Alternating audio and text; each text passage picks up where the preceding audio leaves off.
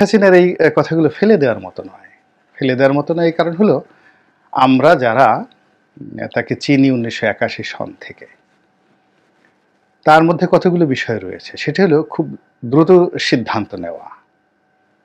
একেবারে দ্রুত। ১ মিনিটের মধ্যে তিনি সেই পাহাড়ের মতো বিশাল কোনো সিদ্ধান্ত তিনি নিতে পারেন এবং অতীতে নিয়েছেন। ঝড়ের মতো রাজনৈতিক সিদ্ধান্ত গ্রহণ করা। তিনি যেভাবে এরশাদের অধীন নির্বাচনে গিয়েছিলেন, আবার এরশাদের সাথে সম্পর্ক নষ্ট করে পার্লামেন্ট থেকে পদত্যাগ করেছিলেন। একইভাবে বহুবার, বহু সময় তিনি সিদ্ধান্ত নিয়েছেন, আবার সিদ্ধান্ত থেকে ফিরে এসেছেন রাজনীতিতে। এবং তার এই সিদ্ধান্ত নেয়ার ক্ষেত্রে এবং কোনো সিদ্ধান্ত থেকে সরে আসার ক্ষেত্রে তার কোনো পরামর্শদাতা ছিল না, একজনও ছিল না। তিনি নিজে নিজে সবকিছু করেছেন এবং তার পাশের লোকটি টের পায়নি যে শেখ হাসিনা ১ মিনিট পরে আসলে কি বলতে যাচ্ছেন, কি করতে যাচ্ছেন, কি সিদ্ধান্ত নিতে যাচ্ছেন। তার ঠোঁটের কোনো লাইসেন্স ছিল না, তার চিন্তারও কোনো সীমা পরিসীমা ছিল না। তিনি একেবারে সপ্তম আকাশ ঘুরে, সারা পৃথিবী ঘুরে, বাংলাদেশের টেকনাফ থেকে তেঁতুলিয়া পর্যন্ত সব জায়গাতেই তিনি নাক গলাতেন।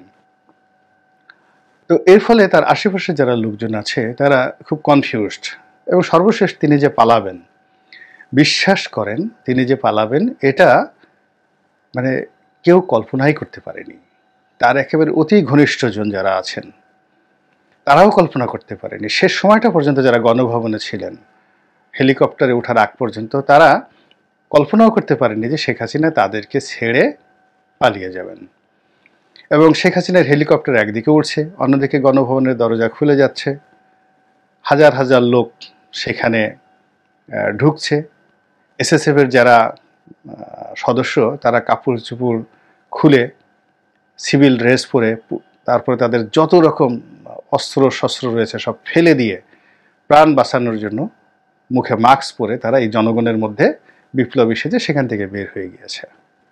একইভাবে আওয়ামী লীগের যে সকল নেতা ছিলেন, নেত্রী ছিলেন, সবাই ওইভাবেই তাদেরকে বের হতে হয়েছে। অর্থাৎ শেষ দৃশ্যে আপনি দেখুন যে শেখ হাসিনার সঙ্গে যারা ছিলেন তার হেলিকপ্টারে উঠিয়ে দেওয়ার ঠিক ওই দিন ১০-১৫ মিনিটের মধ্যে জনগণ কিন্তু সেখানে ঢুকে গিয়েছে। ফলে যারা ছিলেন তাদের কিন্তু বের হতে জীবনের ঝুঁকি ছিল, এবং সেই ঝুঁকি নিয়ে তারা বের হয়েছে। তারা যদি জানতেন যে এরকম একটা পরিস্থিতি সৃষ্টি হবে, তারা কোনো অবস্থাতেই সেই দিন গণভবনে যেতেন না। তো এই যে শেখ হাসিনার যে অস্থিরতা, হুটহাট করে অনেক কিছু করার তার যে ক্ষমতা, ইচ্ছা, অভ্যাস, এটি তার যে রয়েছে, সেই কারণে কিন্তু তিনি এখনো পর্যন্ত অনেকের জন্য হুমকি হিসাবে রয়েছেন। তিনি যে কথা বলেছেন সেটা যে তিনি করবেন না, এই কথা কিন্তু বলা যায় না। এবং তার মধ্যে অদ্ভুত অদ্ভুত সব প্ল্যান এবং পরিকল্পনা কাজ করে। যেমন তিনি ১৯৮১ সনে যেভাবে ফিরে এসেছেন, তারপর তার জীবনে অনেকগুলো উত্থান পতন ঘটেছে। প্রায় সব ক্ষেত্রে তিনি প্রচণ্ড সাহস নিয়ে এগিয়ে গিয়েছেন।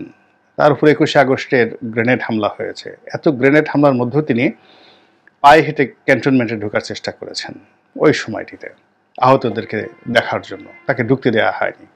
তিনি ওই অসুস্থ অবস্থা নিয়েই তিনি পার্লামেন্টে গিয়েছেন বক্তব্য দেওয়ার জন্য। তো তার একটা স্পিরিট আছে, এটা অস্বীকার করার উপায় নেই। তবে এখনকার বাস্তবতা হলো যে আওয়ামী লীগের যারা নেতাকর্মী রয়েছেন তাদের নৈতিক মনোবল ভেঙে গিয়েছে।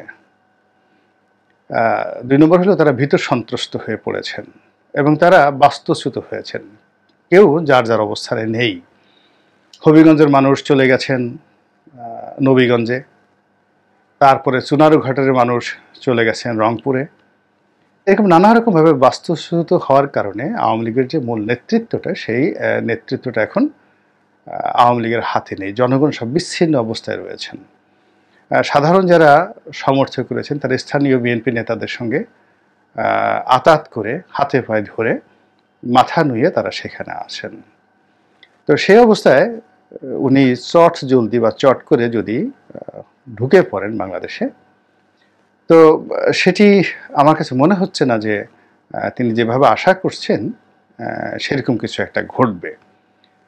বরং তিনি গ্রেপ্তার হয়ে যাবেন এবং গ্রেপ্তারের পরে আরও অনেক কিছু অনাকাঙ্ক্ষিত ঘটে যেতে পারে। এমনকি তার এই যে চট করে ঢুকে যাওয়ার ফলে বাংলাদেশে গৃহযুদ্ধ শুরু হয়ে যেতে পারে, যেটাকে সিভিল ওয়ার বলা হয়। এবং তাই যদি হয়, এদেশের স্বাধীনতার সার্বভৌমত্ব এটা ভারতের নিয়ন্ত্রণে চলে যাবে।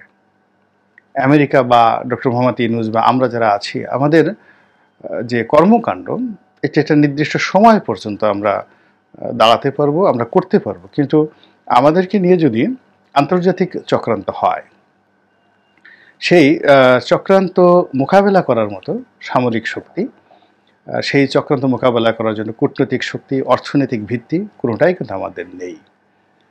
তো শেখ হাসিনা কি করবেন সেটা আমি বলতে পারবো না।